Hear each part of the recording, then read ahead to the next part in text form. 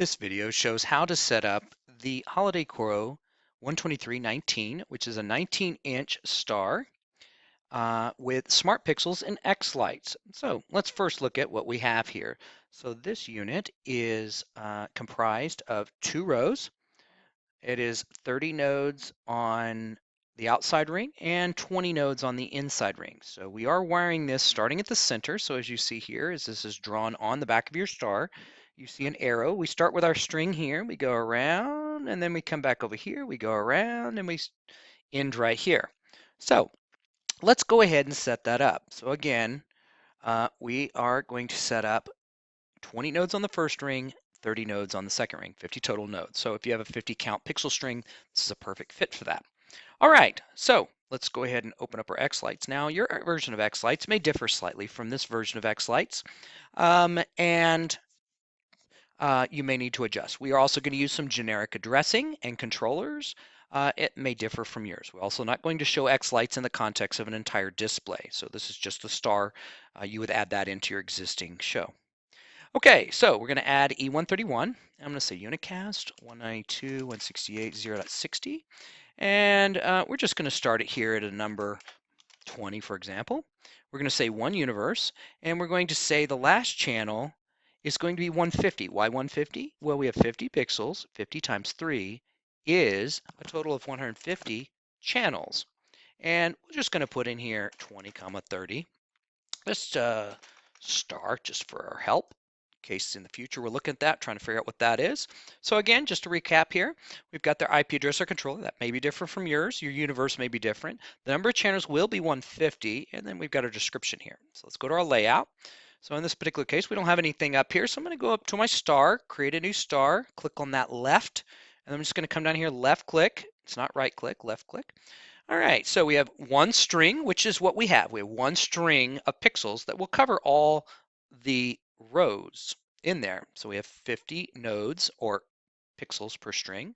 We have 5 points, and this is bottom center clockwise. So let's go back and look at what that means. So if we look here, we see it's the bottom. You can see that there's an arrow pointing up. This is the bottom, and it is in the center, and you can see that it's actually counterclockwise, but this is from the reverse side. This is the back side where we're installing the pixels. This is where all your printing will be on. Your front will be the side without the print. So xLights, when it sets up a model, is going to show you the front side. So that's why it's clockwise, because once it's flipped over, it will be the other direction. The next thing we need to do is tell it how many pixels are in each layer. So we're starting in the center, it's 20, so we go 20, then a comma, then 30, and that tells it how to break up those 50. Of course, that needs to equal that number of total nodes. I'm going to go over to the start. I like to define the exact controller and exact universe so that this is no question. You can do this in many different ways, but I prefer that.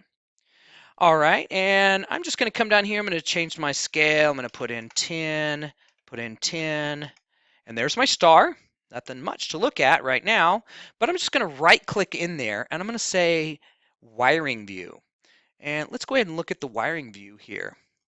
So if we look here, 1, 2, 3, 4, and so, and see how it starts over, and see how we got 21 here, and it goes around, and see how we end at 50. So again, if we look at this star, you can see that that perfectly matches our star. So we're looking good here. All right, so how do we sequence that? We simply come over here to the sequencer. We have, well, we'll just go ahead and start a new one, new sequence. And we'll say animation because I don't have any music here. Just say quick start. Now we have my star right here. I'm just going to take my effect, butterfly, and just drag it down here, and you can see the effect. And here's kind of a zoomed out version of the preview as it would be on your house, for example. And here's the model, the specific star. And so you can see all that in there. Now, this video does not show submodels or defining each individual row as a separate unit, but that is possible also. We hope this has been helpful.